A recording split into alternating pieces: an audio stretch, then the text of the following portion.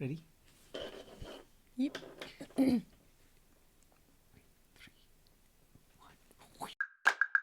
Welcome to the Creating Creatives podcast, now featuring our mom and dad. Hey there, everyone. Welcome to Creating Creatives, the podcast. My name is Roy Sampson. This is my beautiful wife, Shalay. Hello, Shalay. Shalay. As some people call me. Shelly Lloyd Sampson. yeah, And today we're going to be some talking nicknames. about the stuff that we do, the things that we do when we're about to Lose it. lose it with the kids. I was trying to find Sanity.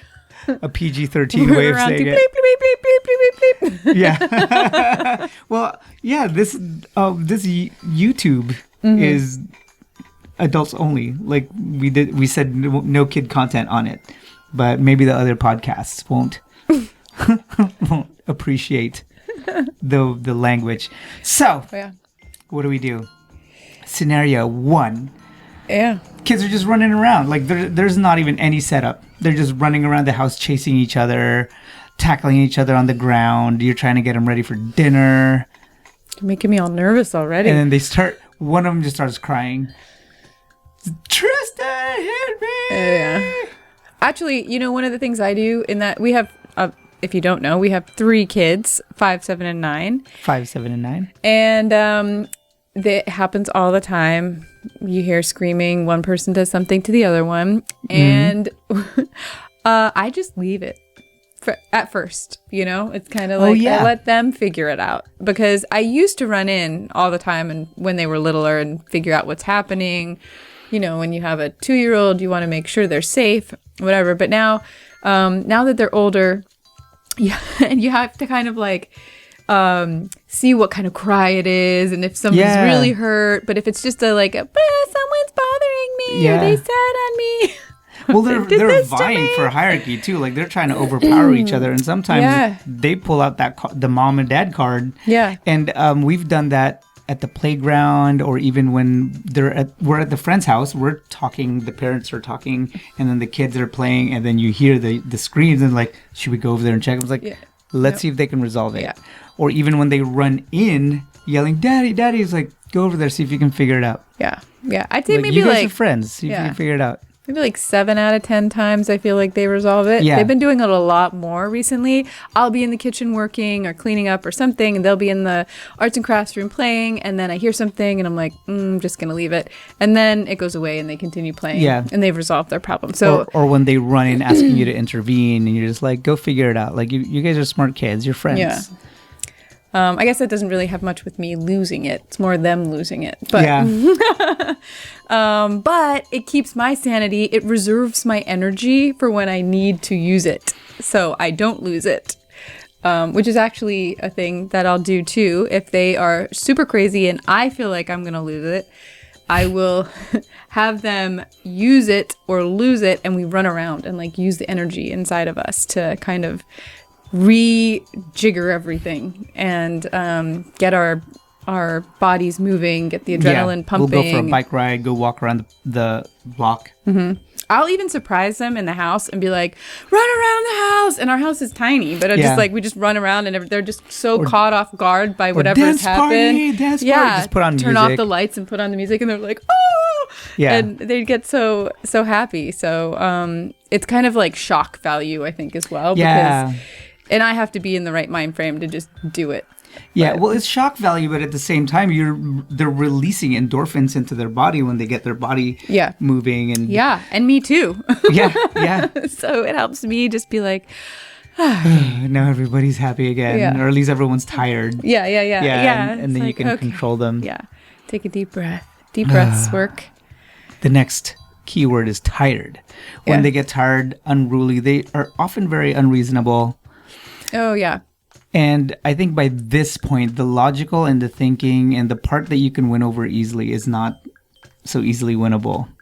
And they're really just trying to, they don't know what they want. Yeah. They don't know what they need. And they're just, whether it's I lost my toy, I lost something. Meltdowns all over the place. I just can't control, like they're just really tired, overtired, and I know one of the things that I do is like at that point they're looking for something stable because they can't be stable, it's because they can't figure something out. And so one, I have to be more calm than them at that moment, because like you could never shout someone to stop shouting. Like you can't shout at somebody to get them to stop shouting. The moment you shout, you lose your temper. It's like a downhill battle. Like you've lost the battle. Everyone's lost the battle. It's just like, like that's for me. Like, oh, I lost. So if she's screaming like this, and I want them to be here, then I'm going to be right here. Yeah. Because I'm going to try to pull them a little bit farther down, and it sounds very counterintuitive, but it's definitely something you need to practice. They'll strain to try to hear your voice, Zachy. Yeah. But you have to make the hard. eye contact. Make the eye contact. And like, Tristan. What? Yeah. You can't ignore it because like their mouth is moving, but I can't figure it out. And then it will disengage the lower part of the brain, the part of them that wants to figure out, or the part of them that's throwing the tantrum. And then the top part will be like, what's he saying? Yeah, what's going on? What's going on? Daddy's lips are moving. Yeah, kind of a little shock value again. Yeah. Yeah. How do you, if you are frustrated, how do you get yourself unfrustrated enough to talk to them? Oh, when I'm frustrated. Yeah, if you're frustrated and you know you need to do the radio voice, as we call it. How do I engage myself? How do you engage yourself? Like, how do you that's my biggest well, struggle. you have to program it for sure. Like practice. And the first thing and the easiest thing you can practice is just like take deep breaths. Yeah. Just hold it. Yeah. Hold it. Yeah. You know? Oh, totally. Like, just do it as much as you can until your heartbeat just gets lower, and then maybe you can calm down and start talking to them until you can engage your brain. Like you really have to diffuse your amygdala so that you can access your neocortex so that you can talk to them. So the things that we're telling you will also work on yourself. Yeah, to do with your kids. Yeah. Another thing I do sometimes is I just lock myself in my room and I'm just like, okay, and just look at a book, look on my phone, just lie on the bed. You can't give them what you don't have. So if you're trying to get them peaceful, like you need to grab that peace from somewhere. Yes. So even if you need to give yourself a timeout, get them occupied, give yourself a timeout, and then address it. Yeah. Another thing that happens to me, especially when it's right at the moment, I imagine that moment in the future. Like how is he going to see this moment in the future? And one of the reasons I started doing that was because I have memories when I was a kid that were just like, I wouldn't say they were traumatizing, but I still remember them in my mind, like, you know, fights between my parents or my dad yelling at me about something and something like that, right? And then I was like, what? And I've also had really positive memories with my grandparents and my parents where I thought that I was dead because of what I did. And then they turned it around. Like I remember my grandfather did something. Okay, cool. Pfft. This was years ago. I stole money from my grandfather, and my grandfather was like old school belt or slippers. Like if you don't have the belt or slippers, just like grab that tree branch. Yeah, grab a stick. And he'll tell you to get something to spank you with. Oh no! Yeah. You're like, here's my teddy bear. He won't even get it. He's just like, no, go get that thing over there. And I'm like, oh, so here's it's my just pillow. like suspense. And so I was really, really scared. But back then, I had no clue what money was. Like, I just knew that these little paper thingies got me like toys. They got me firecrackers. They got me all sorts of stuff. Yes. And then he's like called me to his room, like, oh my gosh, that's usually where it goes down. Yeah. Oh no, you're in trouble. And then he just looked at me, gave me a piece of paper and a pencil, said, write down everything you bought. Aww. And I was like, and then he left the room, and I was like, what? all right, I better be thorough because it's going to come right afterwards, right? I better be thorough. So I Where wrote are my down receipts? everything from the smallest things. Well, they're always all my favorite things, right? Right. Firecrackers. Oh, right. I bought It was like goldfish, candy? like feeder goldfish, like candy, soda, like Where all did you sorts find of stuff. that? Wow, my We were in goodness. the Philippines. Yeah. I got all this stuff and I wrote it all down. And That's then at great. the very end, he was just like, "Did you miss anything?"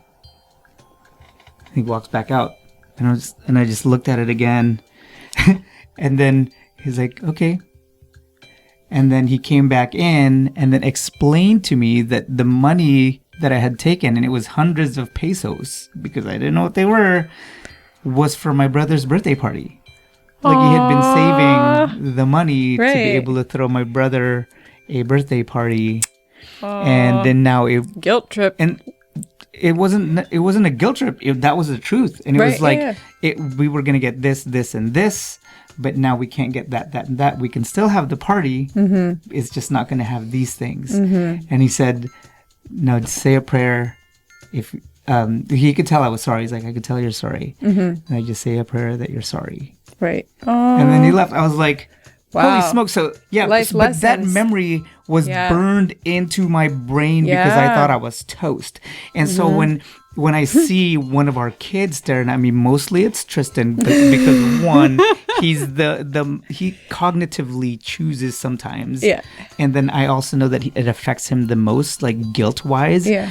I will look at him and I'm like, okay, I'm going to give you a memory like my grandfather gave me. I love that. Right? Like, yeah.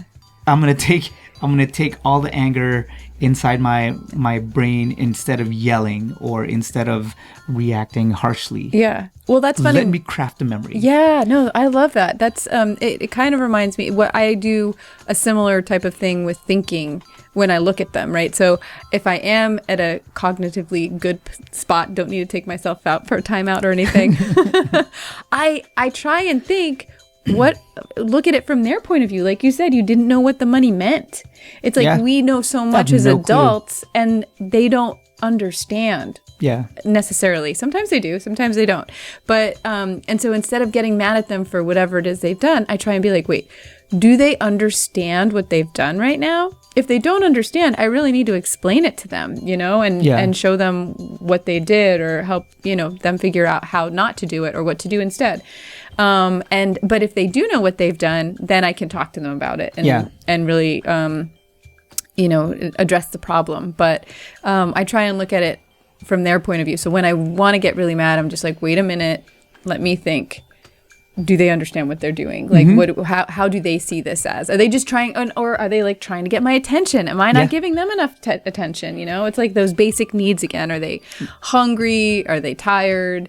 Do they need my attention? Have I been like ignoring them on my phone, or have I been just doing other things? And I'm always like, yeah, in a minute. Because, we all try and be the best parents we can be, but everyone has those, I'll do it in a minute. Or you're just like on your phone. You get stuck in the rabbit hole sometimes. Yeah, absolutely. Or those slippery slopes, and then sometimes the kids have to pull you out of it. They save us as well. They totally do. Yeah. And on the same vein of trying to get into their brains, sometimes we expect them to behave in a certain way. So if we're going to like fancy like place, like a fancy restaurant, or we're meeting going to the library, or even at church. Yeah. I know sometimes the kids just have a really hard time sitting still for an hour or so at church. And I hate to keep pointing him out, but he's the oldest, so he's got the most capability out of the other two. And but he will sit there, and we talked to him, but you could also tell that he's struggling with it. And there was one time, usually I'd be like, buddy, how do you think you did today? Give yourself a grade, A, B, C, or D, whatever. And sometimes that works. But then there was one time I saw that he was really down, and instead of adding to insult to injury, because he was injuring himself, like he felt bad that he couldn't sit still, I just looked at him and said, buddy, I'm so proud of you. Blew his mind, like, proud of me. Like, what? He's like, I could tell you were really struggling. Yeah. And you know what, buddy? You won. And he's like, I did? Yeah. I'm like, yeah. That's awesome. You won. Like, there were times where you were kind of losing. Mm-hmm. Because it is an internal battle inside them. Like, they're literally fighting themselves. And as adults, when we raise them into adults, we want them to be able to win those internal battles. Because I mean, those old cartoons where you have the devil and the angel on the side of you. It's so true. It really is a battle between your conscience and that's why we need to be able to teach them critical thinking. Yeah. And also to have the courage to continue fighting that battle. Yeah. Right? And to let them know that they've won a mini battle or they've won something. So it's like being able to see that they might not have been the best that they could have been, but they weren't the worst they could have been, you know, and that's a win. Yeah. Depending you were better on than last yeah, time. and you can't always just come down on them like negatively. It really depends. Like Tristan is definitely somebody who does amazing with positive reinforcement, like negative reinforcement, and he's so down on himself all the time. But it's so crazy. There was one time where Shelly was just like threatening Zachary, and then Tristan's like, maybe you should try some positive reinforcement. Oh yeah. And then she did it. He's so and it good. worked. And he goes, see, I know because I'm a kid. I know. And it works on me. He catches me out all the time. He's always like, Mommy, I think, what did he say recently? It's the news has been definitely taking up a lot of my time. And he was talking about how he's like, I think this is what he told me. Mommy, I think you're being consumed by the news. And I was like, oh, oh my gosh, I am. Yeah. Like, I'm so sorry. The world is crazy right now. But it was a major wake up call. And I was like, I really need to not be consumed by the news. And well, I think that is a huge illustration too of when you feel like you're about to lose it. Sometimes when we're in that mode and our upper brain isn't engaged, we are not listening to the kids. And at that point, you could have easily just said, mind your business, go whatever, because I'm going to stick to the news, right? Yeah. But the fact that you were able to disengage the reactionary part of you and listen and say, you know what, you're right. Yeah. Like, well, it goes both ways. If I can listen to him, I know he'll listen to me and respect me more. And especially with Tristan, it all of the kids really. Same with Zoe and Zachy, I'm sure too. Although he's still in like young crazy kid world. But when you give them attention, they're going to give you attention. Yeah. So, do you want to Alexa, turn the table light on. The light just went off.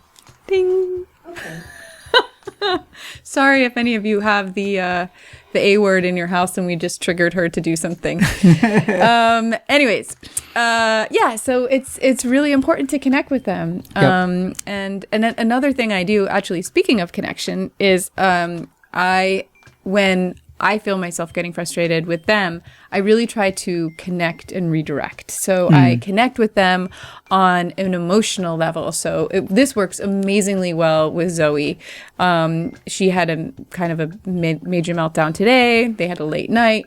Nothing was working out for her today. So I was just like, oh, Zoe, are you feeling sad? And she's like, yes. I was like, are you feeling frustrated? Yes. I was like, oh, and then she understands, she feels heard. She's defined her emotions. And then she can tell me, you've affirmed her. Yeah. And I usually start with me asking her if she feels certain emotions instead of being like, how do you feel? Because most of the time you just don't want to answer that question. But if it's a yes or no question, you can be like, yes, I'm feeling angry. There's a really cool picture called the feel wheel or the feelings wheel. Yeah. And you're basically drilling from the base emotions of angry, sad, frustrated, and then it goes back out into more fine-tuned emotions. So like sad can be tired or depressed or alone. And then once you define like, okay, so let's go a little bit deeper. Alone, do I need friends, or like, do I need something? But then you can troubleshoot it after you figure out like the more granular emotion that you actually have. Yeah. Or like mad, embarrassed. You feel mad because why? Is it like you're frustrated you couldn't do something? Are you embarrassed that something happened to you? Yeah. So, so I'll usually pull out some feelings for her first. Like, are you feeling this or this, whatever the situation I've seen, is applicable to it. And then I ask her, once I have that connection, then we kind of talk about it. Or if she's not in the mood to talk about it, I'll just hold her, or I give her a redirection. So it's like connect and redirect. So then I try and think of something that she's excited, or that like I could read her a book, or do anything to redirect her mind so it's not on whatever she's frustrated about. And that's something that works really great. And that I've been practicing a lot. So when I see them, to try and like, you always want to try and diffuse it before you get diffused.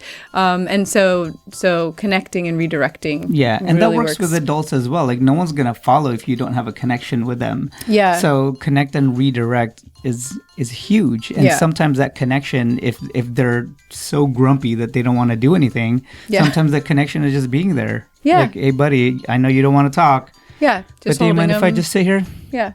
Yeah. Like, can I just read my book here? Yeah. Oh, yeah, totally. Yeah. Just being by them. We do lots of snuggles, so we'll sometimes just snuggle and just lie down. But if you have older kids, maybe it's just like, hey, do you mind if I just check my email? Yeah. Sitting in your room, or just being present? Them. Yeah. Because, everyone has that. You just want to hang on to your anger type of thing. It's really hard to do that, though, when someone's sitting there with you. Yeah. Well, eventually you let go of it, and it's like you can have the silence.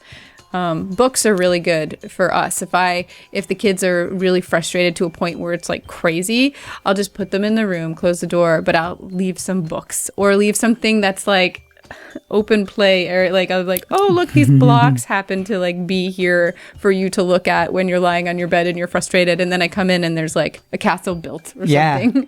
Or it depends on what Tristan loves reading. So when he's frustrated, I'll just put some books out. He's like, I'm not gonna read these books, and I'm like, you don't have to. I was just putting them there for later. Everyone's thinking right now, oh, Zachary must be an angel. We're just talking about Tristan and Zoe. However, so Tristan is a lot more cognitive. There's a lot more reasoning that has to happen. We really have to engage his reasoning brain. Yeah. Zoe's very emotional. So Shelly needs to we have to connect with her a lot more and then redirect. Now Zachary is emotional as well. However, he's like crazy emotional. He's very reactive, and he will hold on to things. And of course, he's a lot less mature than the other two. He's really smart, but he's a lot less mature. And I know one of the things that I do with him is instead of connect and redirect, it's distract and conquer. It's really getting him to let go of whatever it is he's fixated on, because he'll fixate on something and he won't do anything until he gets it. Whether it's like, I'm trying to finish this drawing, I'm an artist, or he's just like, I can't find my doll. I need to find my doll before I go to sleep. Or he's fixated on like being angry at somebody. Yeah. And he's only 5. And he's only 5, but he'll fixate. That's his personality. And for me, it's like distract and conquer. It's either, let me ask him a question. Yeah. Well, he's 5, so he's able to still be really distracted pretty easily without knowing distracted. He's being distracted. Yeah. It's like, hey, buddy, do you want to brush your teeth, or do you want to like help me wash the dishes? Easy choice. You have to give him an easy choice. And he's like, no, of course I want to brush my teeth and not wash the dishes. Like, or sometimes he'll be like, I'll do the dishes. And you're like, oh. Yeah. And there you go. That's a different thing. That's another win. But you basically give him options. Like, hey, do you want to read a bedtime story, or do you want to like, help me put the trash out? Yeah. And he's like, of course I want to read a bedtime story. I did that with him today. He was frustrated about something. They were all making perler bead things, and he was getting super frustrated and was under the table of perler beads, which if you have used perler beads before, they're the things that you iron and they stick together. And Zoe and Tristan were making their stuff on the table. He was under the table. I could just see him with his rage, like bust up the table and perler beads flying everywhere. And I was like, no! So I was like, Zachy, come with me. You feel it happening. Yeah. And he was so frustrated at something. And so I just got some blocks and that he hadn't played with in a while. And that was it. I put him in his room, and just laid them out in a enticing way. And he was like off to the races, building squirrel. stuff. Yeah. Ooh, oh. Yeah, exactly. That's totally Zachary. We were taking a walk. Next thing you know, where the heck did he go? And he's like a block away, looking at a snail on the ground. I know.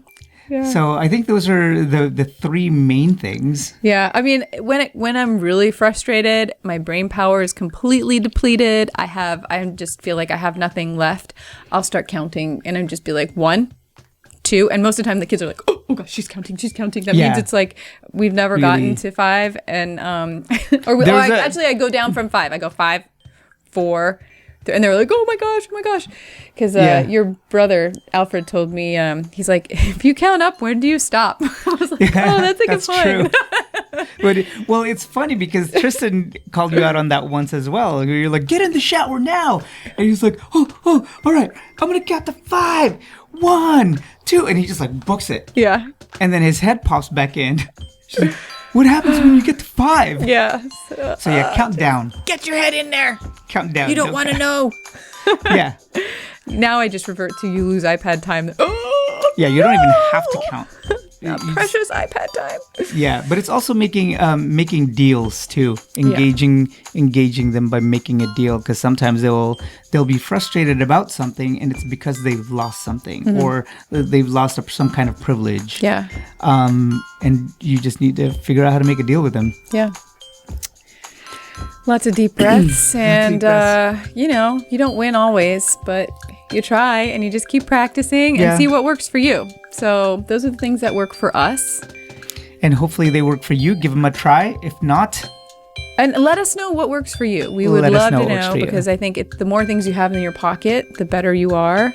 The hardest thing I think is just making sure you don't lose it and just try and keep things, as diffused as possible before it gets to a level of everyone's tensions are high.